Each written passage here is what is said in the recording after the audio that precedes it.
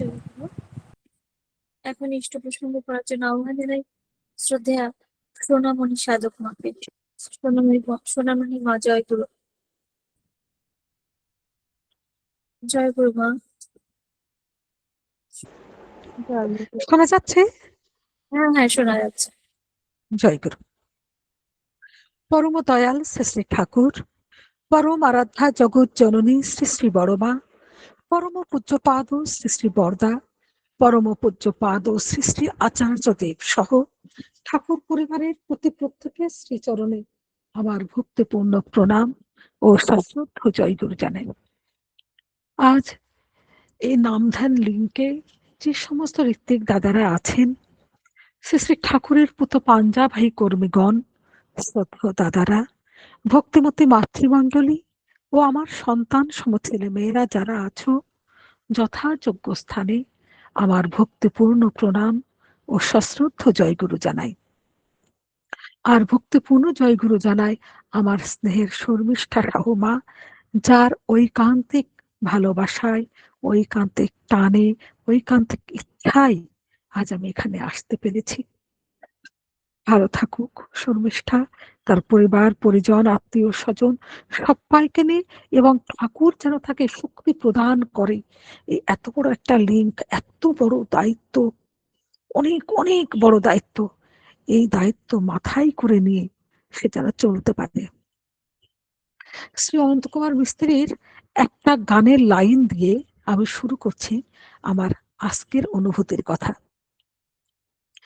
যে জন সোহাগ ভরে মাথায় নিল তোমার আশীর্বাদ, সে তো পারে ভর দুনিয়ায় করতে বাজিমাত। সোহাগ ভরে মাথায় নিল তোমার আশীর্বাদ, সে তো পারে ভর দুনিয়ায় করতে বাজিমাত। ইষ্টনে ছায়াকুল হলে ব্যক্তিত্বটাও বেড়ে যায়, যা দিয়েছ তাই তো অনেক, তাকে কভু ভোলা যায়। তো গানের লাইন, একটা বাস্তব লাইন ছিল যে সব ধরে মাথায় নিল তোমার আশীর্বাদ, সেই তো পারে ভর দুনিয়ায় করতে বাজিমাত। আজকে এই দুনিয়ার বুকে এসেছি, আজ না হোক কাল, কাল ভাব পরশু, একদিন চলে যাব কালের অতলে। কি মনে রাখবে, কে আমাকে জানবে, কে জানবে? কিন্তু তখন আমার মাথায় তো আশীর্বাদ, আমি পারবো, ঠাকুর আমি পারবো। ঠাকুর বলছেন অন্তত একটা কথা মাথায় রাখতে হয়, আমি পারি, আমি পারবো। তাহলে এই যে পজিটিভ চিন্তাধারা, তারা আজকে একটা অনলাইন লিঙ্ক পরিচালনা করা খুব কঠিন কাজ, খুব কঠিন কাজ।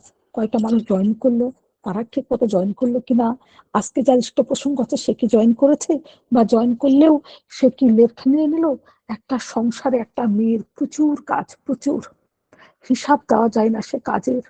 তার ভেতরেও এত বড় গুরু দায়িত্ব মাথায় বহন করা চারটেখানি কথা না।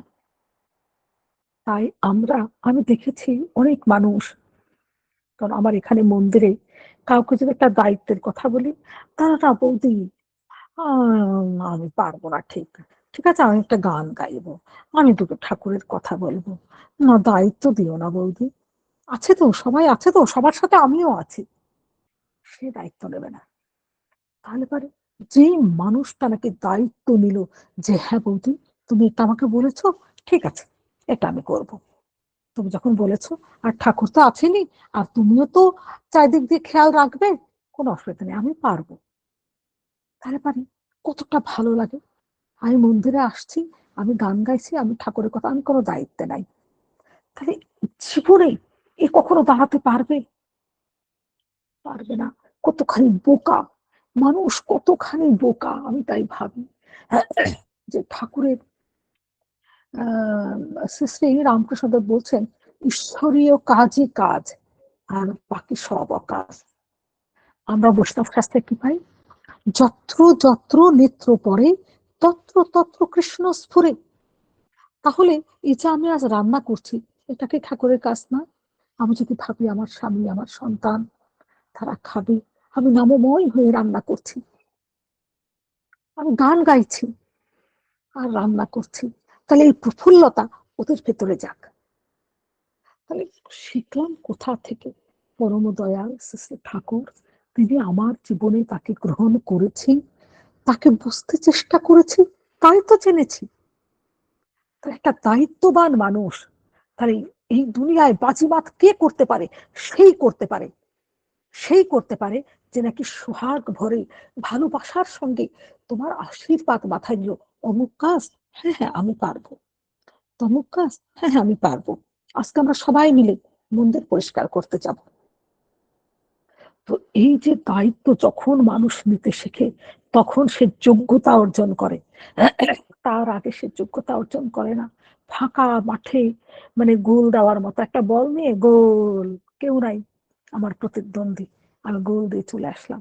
সেই ফাঁকা মাঠে গোল দেওয়া, সেই ফাঁকা মাঠে গোল দেওয়ার মতো হয়। তাই ঈশ্বরীয় কাজে সব সময়ের জন্য আমি এগিয়ে, যে হ্যাঁ ঠাকুর, হ্যাঁ ঠাকুর, তুমি কৃপা করে এই দায়িত্বটা আমাকে দিয়েছো, তোমার অশেষ কৃপায় আমি এই দায়িত্বটা পেয়েছি। তার মানে একটা মানুষ যে আমাকে দায়িত্বটা দিল, সে বুঝেছিল যে আমি পারবো, পারবো বলেই সে আমাকে এই কথাটা বলেছিল। তাহলে এই গভীর বিশ্বাসটা থাকতে হতো যে আমি পারবো বলেই কেউ আমাকে দায়িত্ব দিয়েছে। তাই আজকে আমি শুনছিলাম নাম ধ্যান লিঙ্কে শ্রদ্ধা শর্মিষ্ঠা মা যখন বলছেন যে অমুক অসুস্থ, তমুকের জায়গা জমি সংক্রান্ত আমাদের জীবনে ঘাত প্রতিঘাত, যেটা কিছুক্ষণ আগে বলছিলাম, যে ফাঁকা মাঠে গোল দিয়ে কি আনন্দ আছে? পাশ কাটিয়ে না না ওদেরকে ছাড়িয়ে ছাড়িয়ে ছাড়িয়ে আমি গোল করে গোল দিলাম, তবেই না সে গোল, তবেই না সে গোলে আনন্দ। তাহলে তো শুধুমাত্র আমি একাই আছি, হুশ করে গোল দিয়ে দিলাম, কি হবে? তাই জীবনের এই ঘাত প্রতিঘাত আমাদের জীবনের পরম আশীর্বাদ।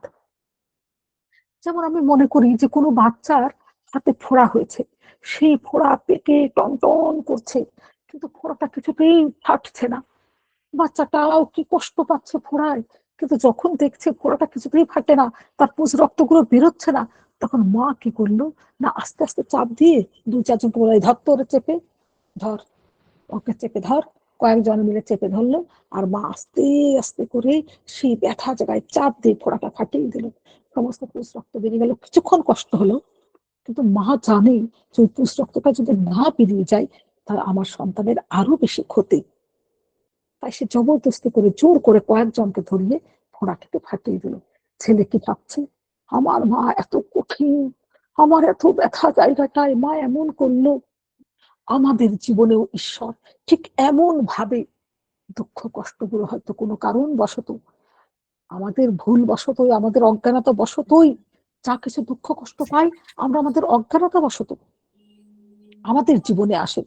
তো সেই দুঃখ কষ্টগুলো তখন যখন আমরা পাই, সেই সময় পরে আস্তে আস্তে ঠাকুর সব যেন দূরীভূত হয়। তো কথা এটাই যে আমাদের জীবনে এই যে ঘাত প্রতিঘাত, অসুস্থতা, যাই কিছু থাকুক না কেন, যা কিছু থাকুক না কেন, তুমি তো আছো ঠাকুর সবকিছুর জন্য। আজকে আমার শরীরটা খারাপ, আজকে আমার একটা জমি জমা নিয়ে কত টেনশন, মামলা মোকদ্দমা চলছে, আমরা অন্তরের অন্তঃস্থল থেকে প্রার্থনা করেছি যে ঠাকুর এইসব মানুষগুলো, কত মানুষেরা সবাই অসুস্থ আছে, মানুষের শারীরিক অসুস্থতা যে কত কষ্টকর, জীবনটাকে যে অসুস্থ থাকলে পারে সেই বোঝে যে ঠাকুর সুস্থ হব, আবার সৎসঙ্গে যাব, আবার মাতৃ সম্মেলনে যাব, সংসারের কাজগুলো গুছিয়ে করব, আমি তো কিছু করতে পারছি না ঠাকুর, আমি বিছানায় পড়ে আছি।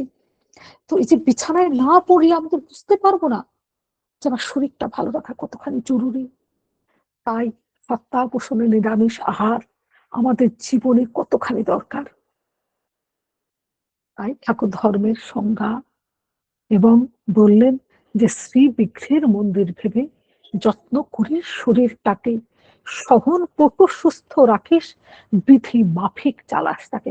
তাই এই শরীরকে সহন পটু এবং সুস্থ রাখার জন্য দুই বেলা প্রার্থনা এবং নাম ধ্যান আমার জীবনে যে কতখানি দরকার। আমাদের জীবনে মামলা মোকদ্দমা ঘাত প্রতিঘাত, ঠাকুর বলছেন এই যে ইষ্টে চলন থাকে যদি, রুখবে না তুই দুর্গতি, দুর্গতি সব দুর্গ হয়ে আনবে জয় উদ্গতি। তাহলে আজকে অসুস্থতা, আজকের এই মামলা মোকদ্দমা যাই যাই থাকুক না কেন, আমার সন্তানকে নিয়ে দুশ্চিন্তা যাই থাকুক না কেন, কেমন করে ঈশ্বরের পথে সব সব সমস্ত কিছু আমি ঠাকুর তুমি কেমন বলেছ, তুমি কেমন চলতে বলেছ, তুমি কেমন করে কথা বলতে বলেছ, আমি আমার জীবনে বিপদ ডেকে আনবো না। কারণ ওই যে ঠাকুর বাণী আছে না যে উম, জীবন পথে চলতে গেলে দেখবি কত গ্রহের ফের, খাবি খেয়েই পাল্টে গেছে রেখে সতের ঝলক জের। তাহলে জীবন পথে চলতে গিয়ে কত গ্রহ, গ্রহের ফের, গ্রহ মানে আমি যা গ্রহণ করি, গ্রহ মানে আমি যা গ্রহণ করছি, তাই গ্রহ রূপে আমার জীবনে এই দুঃখ কষ্টগুলো আসে। তাহলে আমি গ্রহণ করব কি? আমি গ্রহণ করব আমার ঠাকুরকে, আমি গ্রহণ করব আমার ঠাকুর কেমন করে চলতে বলেছেন, আমি গ্রহণ করব আমার ঠাকুর আমাকে প্রার্থনা করতে বলছেন সকালবেলা। আর এই হাততালি, হাততালি দিয়ে জয় রাধে, সকালবেলায় অনুরাগের সঙ্গে প্রার্থনা করছি, জয় রাধে করছি, নাম ধ্যান করছি, আর ঘুম থেকে উঠে বলছি ঠাকুর আজকে দয়া করে তুমি আবার এই সকাল দেখিয়েছো, আমি যেন তোমার মনের মতো চলতে পারি, সবাইকে নিয়ে, আমার কথায় যেন কেউ ব্যথা না পাই, আমি যেন কাউকে আঘাত না করি। আবার কেউ যদি আঘাত করে, এই যে ঠাকুরের বিশেষ কৃপার অধিকারী, কি করে বুঝবো আমি হয়েছি, যে আমি ঠাকুরের বিশেষ কৃপা আমি পেয়েছি, বুঝবো কেমন করে? বুঝবো এইভাবে, যখন কোনো মানুষ আমার সাথে দুর্ব্যবহার করলো আমি চুপ করে থাকলাম, আর ঠাকুরকে বললাম যে ঠাকুর তুমি ওর চৈতন্য দিও। তাকে আমি একটা কথাও বললাম না, আজ না হোক কাল, কাল না হোক পরশু, সে বুঝবেই যে এই মানুষটাকে আমি অসম্মান করেছিলাম, এটা আমার করা উচিত হয়নি। স্বীকার করি বা না করি, যাই করি না কেন, তখন মনে হবে এই মানুষটাকে আমি অসম্মান করছিলাম, করা উচিত হয়নি। তাহলে আমি তো চাই ওকে শাস্তি দিতে, তাহলে এমন শাস্তি পাক যে ওর ভেতরে এই কষ্টটা আসুক। যে মানুষটাকে আমি এরকম বাজে ব্যবহার করলাম সে তো কই এমন না, উল্টে আরো পাঁচটা মানুষ আমার হয়ে বলল যে তুমি ওর সাথে এমন কেন বলছো, ও তো এমন না। তাহলে এই জায়গাটায় তো নিজেকে দাঁড় করাতে হবে। তো তাই ঠাকুর বলেন করো হও পাও, না করে যে পেতে চাই দুঃখ তার পিছে দেয়। আমাদের এই দুঃখ পাওয়ার মূল কারণ আমরা না করে সেই জায়গা দাবি করি। তাহলে কি করে হবে? ঠাকুরের কাছে প্রার্থনা করলে হবে। আমি যদি যোগ্য না হয়ে উঠি, তিনি তো আশীর্বাদ আমাকে করেই রেখেছেন, তিনি তো দিয়েই রেখেছেন তার সমস্ত কিছু। আমি দেখছি আমাদের বাড়ির পাশে আমাকে ওই বিপদের সুতো পাঠিয়েছে, বিপদ মানে বিপদ পারিনি, বিপদ ঠাকুরের বৌদি তুমি কিন্তু হাতে বেঁধো সুতোটা, হম, ফল পাতা বিপদ তারিণীর সুতো সব পাঠিয়েছে, না বৌদির যেন অমঙ্গল না আসে। তো আমি কিচ্ছু বলতে পারলাম না ওদের অনুরাগ দেখে। আজ এখানে বলি আপনারা যারা আছেন, আমি আমার অনুভূতির কথা বলছি, যে বিপদ তারিণী মানে প্রতিদিন বিপদ তারিণীর ব্রত আমরা করি। আমরা যারা দীক্ষা নিয়েছি প্রতিদিন আমরা বিপদ তারিণীর ব্রত করি, কি না আমার ইষ্টভৃতি। আমি কি বলছি? আমি অক্রোধী, আমি অমানি, আমার মান নেই, আমি অমানি, আমি অক্রোধী। এই দুটো জিনিস আমার জীবনকে সাংঘাতিক রকম ভাবে, এই দুটো জিনিস আমার জীবনের ভীষণ রকম ঘাত প্রতিঘাতের সৃষ্টি করে। এখানে গেলাম, অসুবিধা হলাম না তো, একটু মাথাটা গরম হয়ে সেই পরিবেশটাকে আমি নষ্ট করলাম না তো? তাহলে পারে এই যে আমার বিপদ কি করে আসবে যদি আমি বলি আমি অক্রোধী, আমি অমানব করে আমি ঘুম থেকে উঠে সেই অনুরাগের সঙ্গে ইষ্টভৃতি করছি যে ঠাকুর তুমি কিন্তু কৃপা করে গ্রহণ করো, ও ঠাকুর তুমি দয়া করো, তুমি তো জানো আমার সামর্থ্য, তুমি কৃপা করে গ্রহণ করো ঠাকুর। তাহলে এই অনুরাগ, এই ভক্তি, এই ভালোবাসা, এই প্রেমানুরাগ যখন আমার ভেতর থাকবে, আমি কি কোনো মানুষের সাথে দুর্ব্যবহার করতে পারি? তবুও তবুও এসে যায় জীবনে ঘাত প্রতিঘাত। কারণ অনেক মানুষ আছেই এমন, অকারণে মানুষের সাথে তাদের নেচারই এমন। তা ঠিক আছে, তাকে ক্ষমা করো। এই যে ভগবানের বিশেষ কৃপার অধিকারী, আমি কি করে হবো, বুঝবো কেমন করে? ওই তাকে ক্ষমা করলাম, যে না ঠিক আছে, ও তো বোঝে না। দীক্ষা নিলেই যে সে বুঝবে তা তো নয়। আচ্ছা, আমার সময় শেষ। না দিদি, বলুন বলুন, এখনো আহ, সে 10-15 মিনিট বলুন। এখনো 10-15 মিনিট? 10 মিনিট, 10 মিনিট বলুন। আপনার বাবার ঘটনা বলুন, একটু ঠাকুরের কাছে সেই ঘটনাগুলো একটু শুনতে চাই। নিজেদের কথা বলতে খুব লজ্জা লাগে, তবু বলি। বাবুর কথা।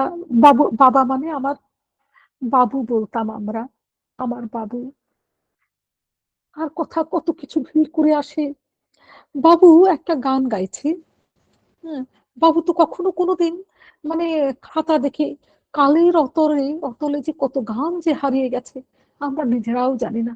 বাবু কোনোদিন খাতায় খুব কমই লিখেছিল গানটা।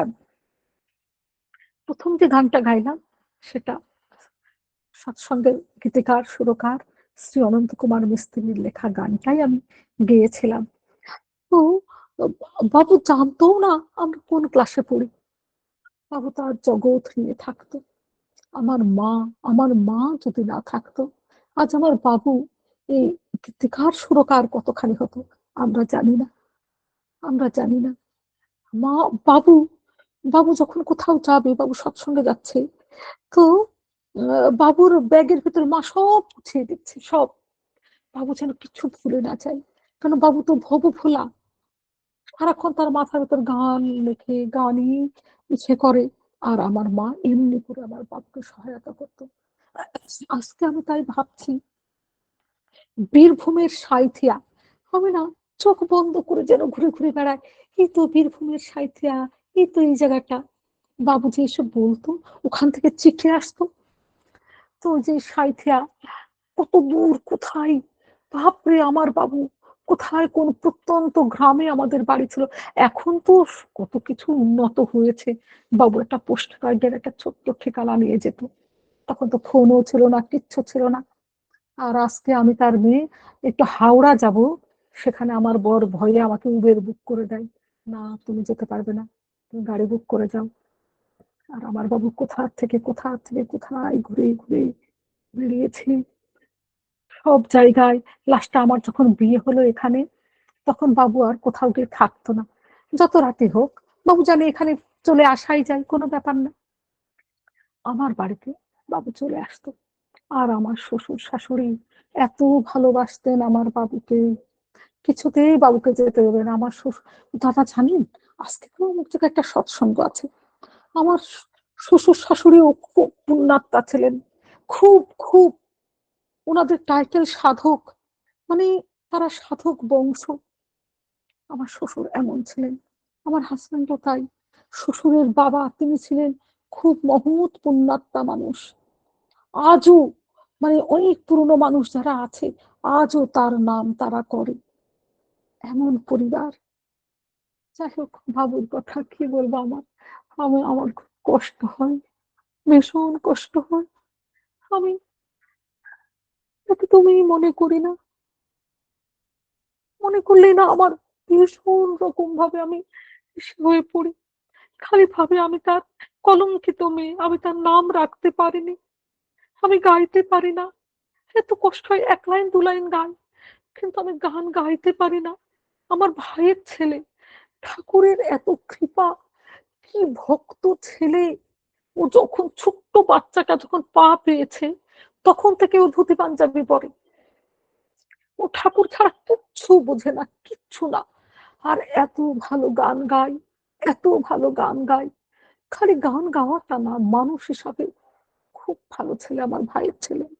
আমি বাবুর লেখা আর একটা গান দিয়ে আমি শেষ করছি।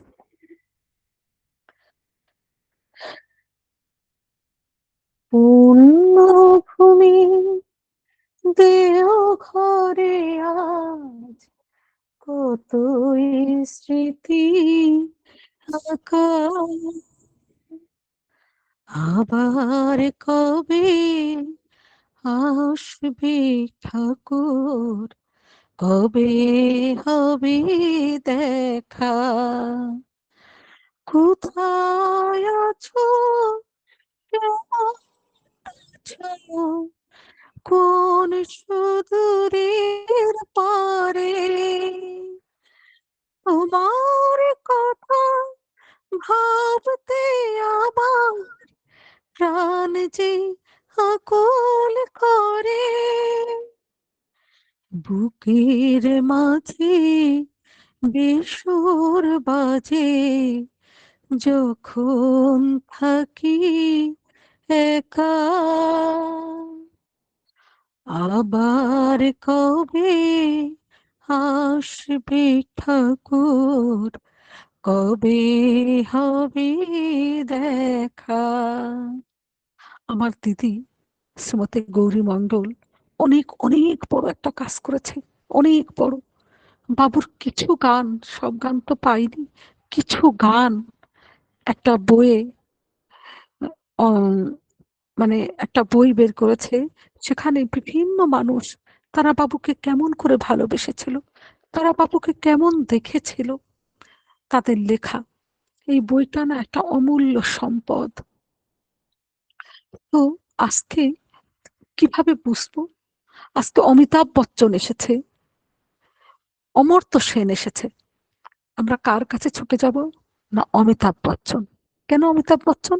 না, তার সিনেমা দেখি, তাকে দেখি। কিন্তু আমরা কয়টা মানুষ অমর্ত্য সেন সম্বন্ধে জানি, যিনি নাকি অর্থনীতিতে নোবেল প্রাইজ পেয়েছেন? খুব কম মানুষ আমরা জানি। তাই সেই কোয়ালিটি না থাকলে, যার যা কোয়ালিটি আছে তাকে আমরা বুঝতে পারি না, তাকে আমরা জানতে পারি না। তাই স্নেহ প্রখ্যাত গীতিকার সুরকার নিখিল ঘটক, তনু জেঠু আমার বাবুকে খুব স্নেহ করতেন, খুব ভালোবাসতেন। শেষের দিকে বাবু আর তনু জেঠু তো একসাথে সব সময় চলতেন। তনু জেঠুর যে কত গান আপনারা সবাই জানেন। আর এক লাইন একটা গান গান গাই, হ্যাঁ, ওই তনু জেঠুর লেখা গান। তিনিও বেঁচে থাকুক এই সব সুরের ভেতরে, সমস্ত মানুষের ভেতরে। গীতিকার সুরকাররা তাদের গানের ভেতরেই বেঁচে থাকে। জানি না আপনারা এই গান শুনেছেন কিনা। হৃদয় দেউলে ঠাকুর আমার, একটু দাঁড়াও আঁখি পরে, এ জনমে আশা করে এসেছি তো দূর থেকে, ফিরায়ও না মোরে, একটু দাঁড়াও আঁখি পরে। তনুজের লেখা গান। আমি জানি না সবাই জানে কিনা। কালের অতলে কত গান। আপনারা যারা গান করেন তারা এই সব গানগুলোকে, সুরকারকে বাঁচিয়ে রাখেন, শিল্পীকে বাঁচিয়ে রাখেন। আর প্রার্থনা করি, অনেক মানুষ এখানে অসুস্থ আছে, অনেক মানুষ। আর একজন বাঞ্ছারাম দাসদা, তার কালকে ওই মামলার একটা ব্যাপার আছে। ঠাকুরের কাছে আমার একান্ত প্রার্থনা যে ঠাকুর, যা মঙ্গল বলে জানো তুমি তাই করো ঠাকুর। আমরা চাইতে পারি না, চাইতে গেলেই ভুল চেয়ে বসি। অনেক সময় তিনি অমঙ্গল রূপেও আমার মঙ্গলই সাধন করেন। ওই যে বললাম না, যে ফোঁড়াটা ফাটিয়ে দেওয়া হচ্ছে, ব্যথায় যন্ত্রণায় বাচ্চা কুঁকড়ে যাচ্ছে, কিন্তু তার পুস্তকটা মা বের করে দিল। ঠিক তেমন ভাবেই ঠাকুর হয়তো আমাদের জীবনে অনেক কিছু দেন, কিন্তু সেগুলো তার কথা মতো, তার নীতি অনুসরণ করে চললে আমরা সমস্ত কিছুর থেকে রক্ষা পেতেই পারি। সকলেই ভালো থাকেন, সকলে সুস্থ থাকুন। জয় গুরু, বন্দে পুরুষোত্তম। জয় গুরু মা, জয় গুরু। অপূর্ব আলোচনা শুনলাম যে গভীর বিশ্বাসে সব হয়। তাকে মাথায় নিয়ে চললে তিনি আমাদের হাত ধরে রাখেন। যা কিছু দুঃখ কষ্ট পাই তা আমাদের কর্মফলের জন্য, কিন্তু তাকে নিয়ে যদি আমরা চলি আমাদের সমস্ত কর্মফল খণ্ডন হয়ে যায়। আমাদেরকে শরীরকে সহনপটে সুস্থ রাখার জন্য আমাদের দুবেলা প্রার্থনা নাম ধ্যান করতে হবে। তার বিধিবিধানগুলো মেনে চলাই আমাদের ধর্ম। ধর্ম মানে বাঁচা এবং বাড়া, এবং কৃপা পেতে হলে করতে হবে। ইষ্টভীতি আমাদের যে কি আমাদের মানে নিকুম্বলা যজ্ঞ, আমরা যদি ঠিক করে তার বিধি মতন যদি আমরা ইষ্টভীতি করতে পারি, তাহলে আমাদের সমস্ত বিপদ আপদ থেকে আমরা রক্ষা পাই। খুব সুন্দর করে দিদি নিজের জীবনের ঘটনা এবং তার বাবুর কথা বলছিলেন। আমারও আমারও ভালো লাগে, আমি আমার বাবাকে বাবু বলেই ডাকি। মানে তখন আমার বাবুর কথা খুব মনে হচ্ছিল। যাই হোক, আপনার বাবুর কথা মনে করিয়ে হয়তো আপনাকে দুঃখ দিলাম, কিন্তু আমাদেরও শোনার ইচ্ছা আছে। বিশেষ করে আমি আমি বেশি দিন ঠাকুরে দীক্ষিত নয়, কিন্তু আমার শোনার খুব ইচ্ছা যে ঠাকুরের সান্নিধ্যে উনি এসেছেন, তার যে দয়া পেয়েছেন সেই দয়ার কথাগুলো শোনার ইচ্ছা রইল। একদিন নিশ্চয়ই আলোচনা করব। আর আমি শ্রদ্ধেয়া গৌরী মায়ের সঙ্গে আমি কথা বলবো, ওই বইটার কথা আমি নিশ্চয়ই জানবো, আহ সংগ্রহ করার চেষ্টা করবো। জয় গুরু মা, ভালো থাকুন, সুস্থ থাকুন এবং পরম পিতাকে নিয়ে আনন্দে ভরপুর হয়ে থাকুন, এই কাতর প্রার্থনা দয়ালি রাখার জয়। জয় গুরু।